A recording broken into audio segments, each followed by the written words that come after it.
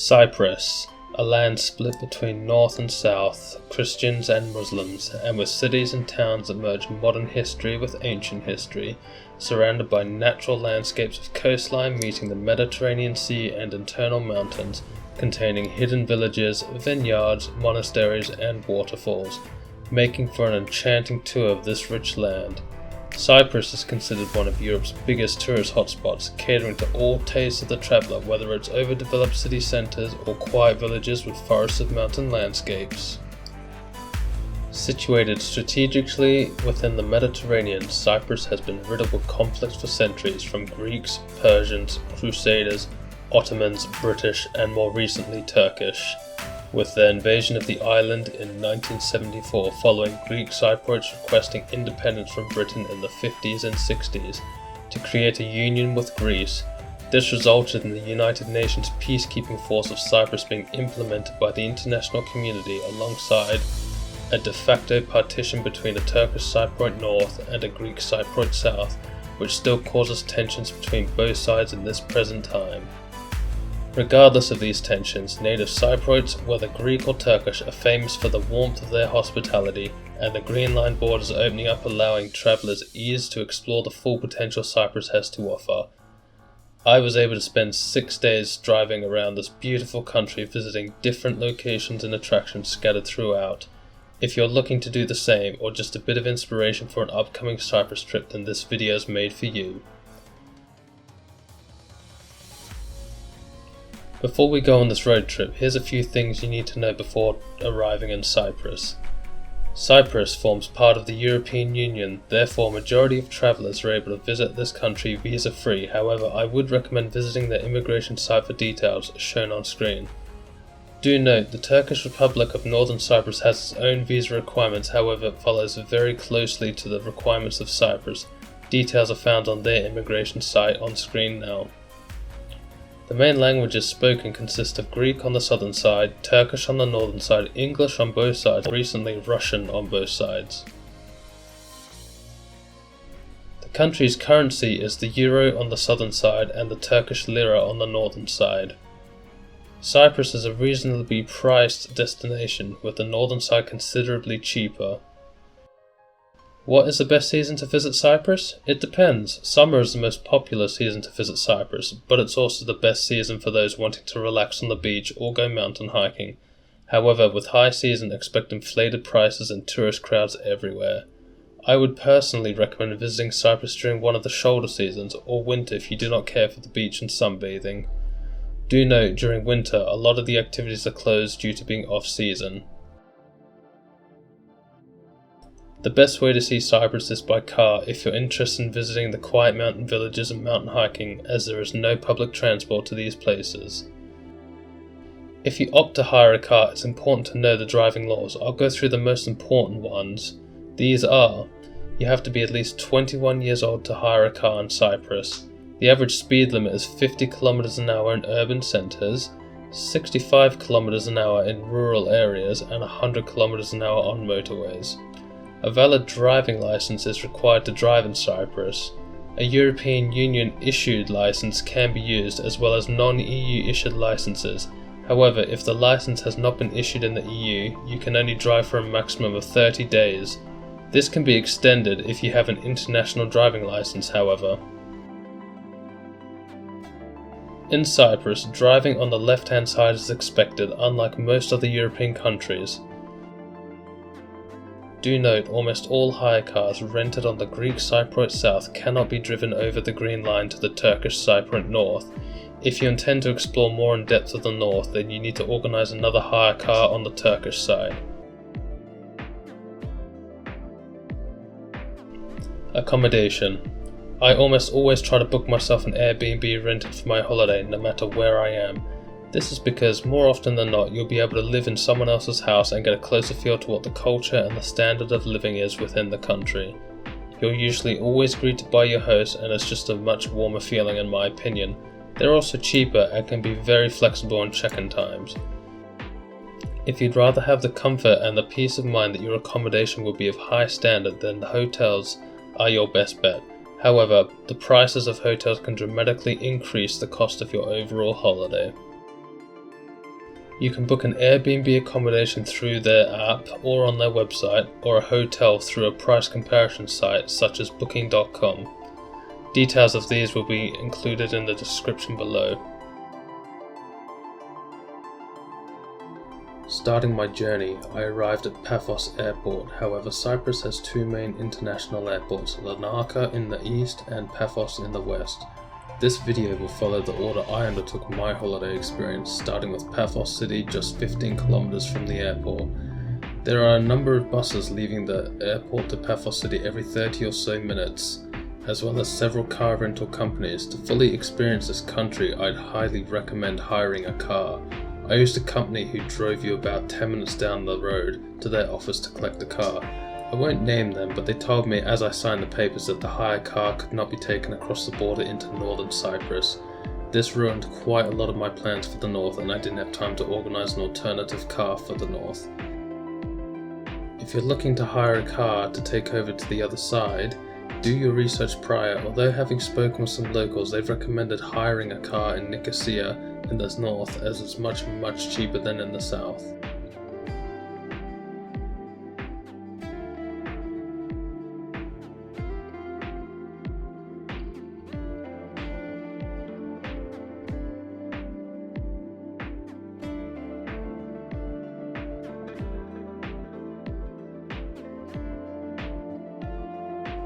Parking in Paphos is quite easy to find around all the attractions, including Paphos Castle, an ancient Byzantine fortress turned prison, archaeological site of near Paphos, featuring ruins and tombs of a fortress, villa of Theseus with mosaics of the Greek legend fighting the Minotaur, and more.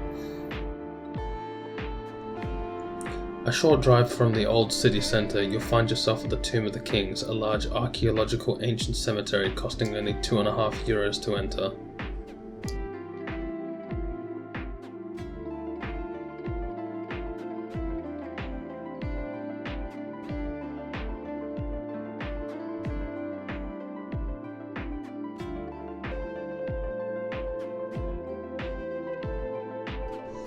Leaving Paphos City 10 kilometers north, you'll find yourself at Coral Bay with a shipwreck and sea caves naturally formed by erosion.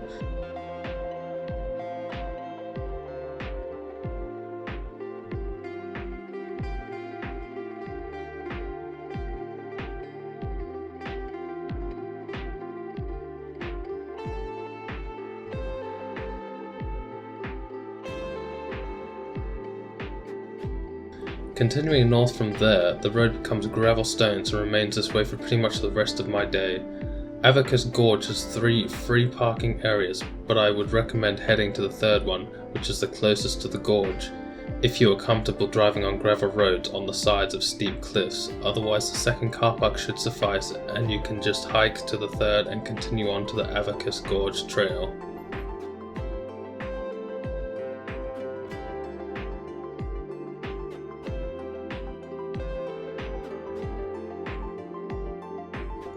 Avakas Gorge is an amazing masterpiece of nature, and it is located at the start of the Akamas Peninsula, offering magnificent nature views including rich local flora and fauna, one of which is endangered, only found in the gorge and nowhere else in the world. The Avakas Gorge was created by a river flowing over the surrounding limestone for thousands of years, creating walls over 25 meters in height and is approximately 3 kilometers in length. Due to the formations of the rocks and being too narrow at some points within the gorge, it is considered a very difficult hike even for advanced hikers.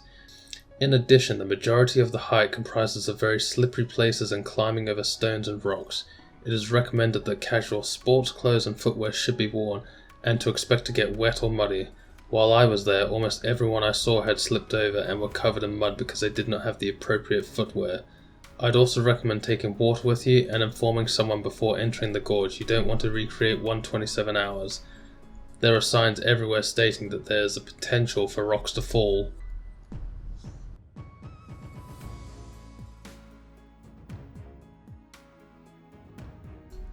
Following the stunning gorge, I visited the Baths of Aphrodite at the Akamas Peninsula National Park, which was an hour drive away.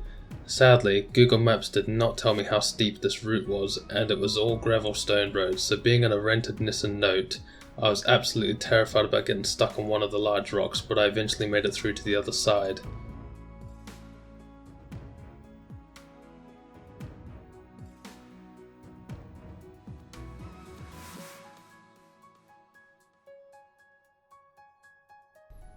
The next day I woke up very early hoping to reach the summit of Mount Olympus before sunrise. Unfortunately the weather had plans and it was raining. I didn't let this stop me though, and I continued with my plans to visit the wonderful Troodos Mountain, starting off with Throne and Kikos Monastery. This was a 2-hour drive from the Akamas Peninsula. However, the picturesque scenery of the mountains covered in a variety of trees made for an amazing drive through the entire time. Unfortunately, my car camera malfunctioned and didn't record any of the drive, but I can tell you it was well worth it. I found myself driving quite slowly, taking in the natural beauty, as well as making numerous stops on the side of the road to take photos of trees or the view over the mountains. Quite a lot of viewpoints along the route aren't even listed on Google Maps, but are official lookouts as there's signage letting you know how high you are in the mountains. Quite beautiful, Kikos Monastery was the highlight of all the churches and monasteries I visited of ancient Cyprus. While there, even if you're not a museum person, be sure to set aside some time for their museum. I spent just under an hour captivated over the treasures gathered there. Sadly, photos and videos inside the museum and main monastery are not allowed. However, the entire interior is covered in gold and is certainly a sight to see.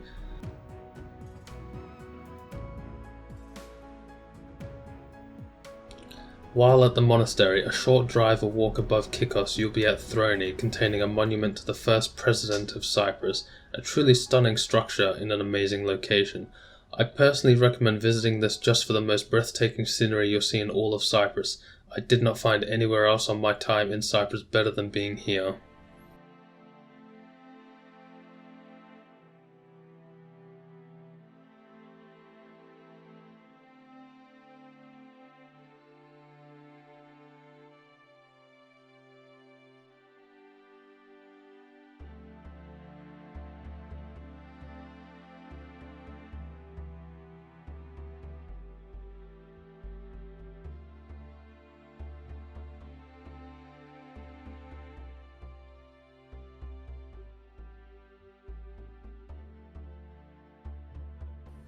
On the route to Limassol, the picturesque scenery continues and there's opportunities for multiple stops hiking to waterfalls, 3 of which I visited: Chantata Waterfall, Caledonia Waterfall and Milomeres Waterfall.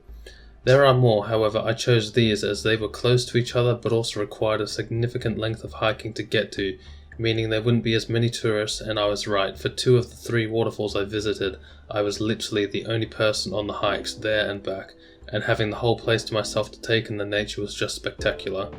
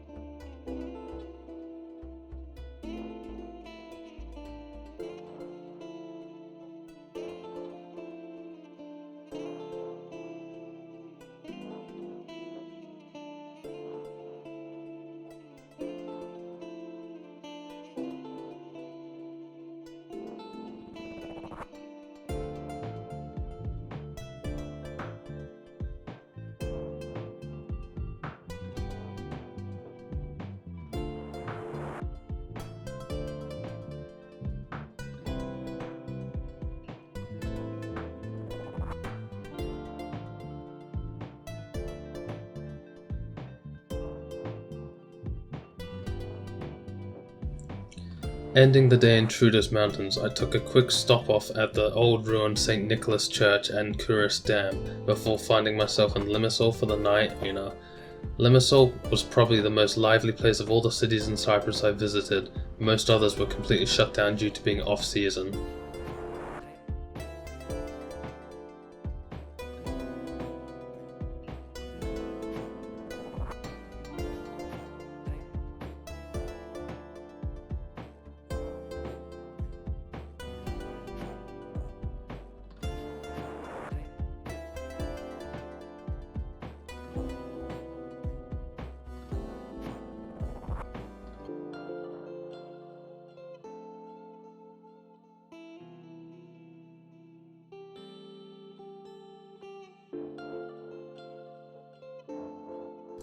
Nicosia has a very complicated history and is currently the last divided city in Europe, split between the Greek Cypriot south and Turkish Cypriot north, but don't let this turn you off from visiting. Over the last few years it's becoming easier and easier to cross the border and discover both sides in a single day.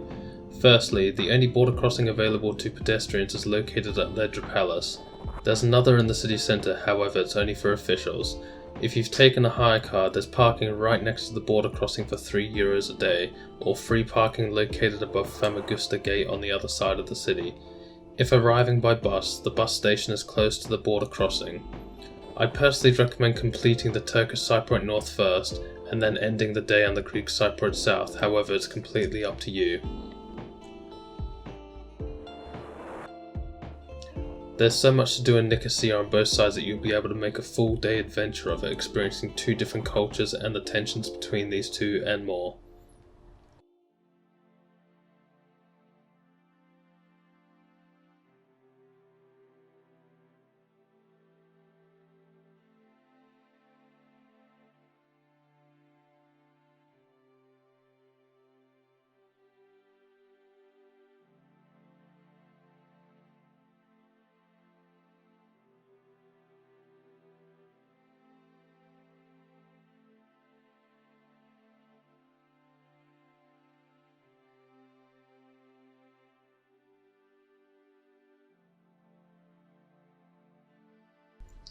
A trip around Cyprus wouldn't be complete without visiting Ayia, Napa and Cape Greco on the far southeastern side, approximately 1 hour from Nicosia.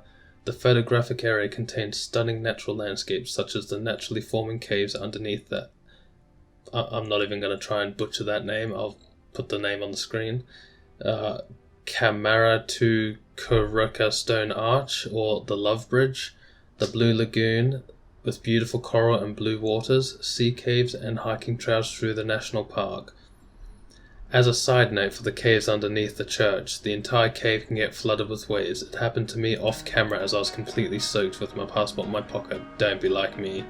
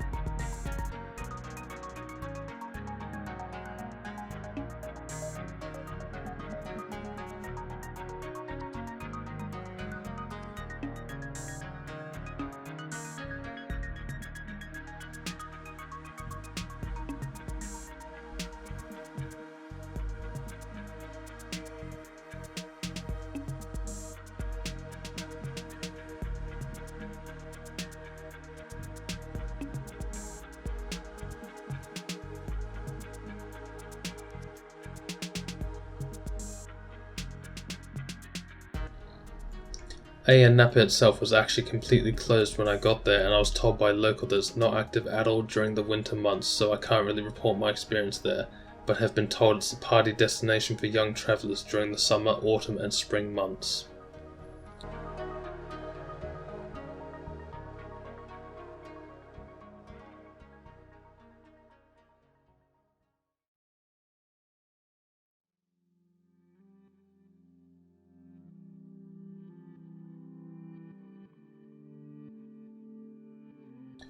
Ending my trip on the way to Paphos Airport, I stopped off in the city of Larnaca, looked through the sights on offer. I wish I had more time to go through more of the city, but I had a few more natural landscape stops to do before arriving at the airport, including Petra to Ramu, which according to Greek mythology is the birthplace of the Greek goddess of love, Aphrodite.